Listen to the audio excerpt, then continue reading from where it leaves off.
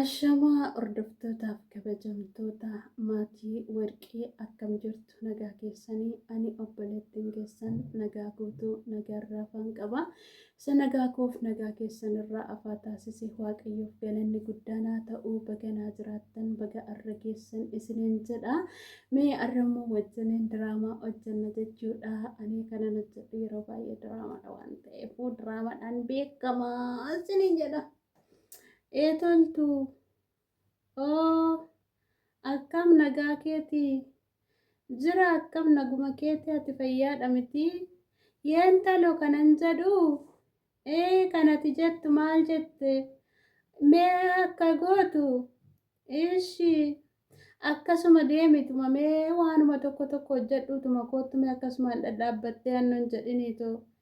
Maal armeen immoo silaa kinoo beekta wantoonni nan hojjedhu silaa kinoo hojii dhumarra jira taa'een jira moo maaliif akkana jettu arme yeroo baay'ee anuma dandeessu sinoo maarree dubartii hangaftii warraa fukkoo mataadha waan ta'eef yeroo hundumaa suma ajanya malee kan biraa eenyu ajanyaree ijoollee sii gadii kinoo xixiqqoodha akkamitti isaan ajajuu dandeenyaree godokkoonoo akkamitti isaaniin kana godha sana godha jennarree reef kinoo silaa amma isaan geggeessu ijoolleen. Otoo ati hangafti jirtuu ijoollee xixiqqoodhaan kana godhaa sana godhaa jedha ammoo akka miree wantumti kee kun naa galuu dideen taloo.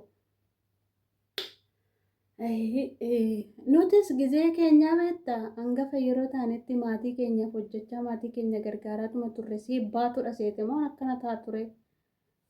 Yeroo waan ta'e naa bitaa amala kee tokkoffaadha waan ta'e naa godhaaf tokkoffaadha sana godhaaf tokkoffaadha. Anumti kanan jedhu eessaa finna sitti fakkaate hojjannee finna waan ta'eef akkuma nuti hojjannee finnutti immoo atis hojjechuu qabdakkoo warra kee qananiisuu qabdakkoo maatii kee gargaaruu qabdakkoo akkamumatti ati intalannana siruma ishiitu na guggubda lakkii micoo lakkii barumsi sun otoo dafee jammarameetuma biraa achi fagaadheetuma barumsa kiyya baradhee malee armeenis na guggubde siruma na guggubdeetti. Maa gungumtaa akka garbitti qixxaan jalaa dhumte amma intalannaa maasi gungumsiisa. Lakki armeen gungumaa hin jiru waan gungumatteeti gungumaa hin jiru bee kanaafiyyuu amma laal akka gootu ol ba'iitu malaal ijoolleedhaan wantoota ta'uu bibbitiitii koottutu eelee dhaabii biddeena toshii fi waan tokko hojjedhu akkanumatti silkii dhumarra ooltaan talakoo silkiin kun gaaf tokkotti akka ija kee hin balleessinen sodaadhe. Ijuma kee akka miine kan biraa miti. Maali armee koo silaa naa bittee ta'e ganaa bittee raawwattee immoo maattii naannoo na jettaree. Eega bittee wanta ta'e immoo maaliif ittiin na waqqastaree armeeti yaa qo'eme anumti kanan jedhu laaluu dhiisa moo akkaman godharee laaluudhuma dhiisa moo. Eega bittee natti kennite immoo nan fayyadama kaawween immoo waayifaa mana kana keessaa cufii malee hin ta'e nagaa. Waayifaa mana kana keessaa cufiitoo akkasitti yoo ta'e malee silkiin fayyadamini maalin godhini naan jettaa. Hojii kee hojjedhu silkii fayyadamuu yeroo laadhuuf sa'aatii kenniif amma dawwaluu amma tiiktookii moo maal jettan kana feesbuukii moo maal jettan kana achirra oolta sa'aatii 24 achuma maalin tala koo hin ga'a ija keefuu gaarii miti waan ta'eefu. Ija keetiif gaarii miti waan ta'eef akkasumatti annan jedheen kan talakoo. Ani koo ijuma kee kanaaf sodaadhe malee silkii ilaaluu kee hin jibbineem koodeetti yaa dhalakoo.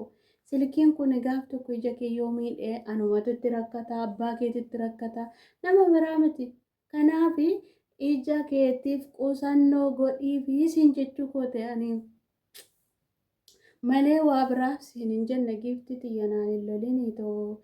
Ani silkii dhiisitoo rafaa oolteeyyuu ani hojii koo nan hojjetadha hin dadhabu durayyuu hojjechaan ture duriyyoo otoo sin da'in otoo antoon jedhiniyyuu hojjetachaan ture waan ta'eef rakkoon qabu anuu nan hojjetadha ishii anuu nan hojjetadha rakkoon tokko hin jiru atumti bichaan maal godhi silkuma teetana goroggoraatuma achuma taap godhaa oli ishii qoy gaaf tokko nan isiin goone.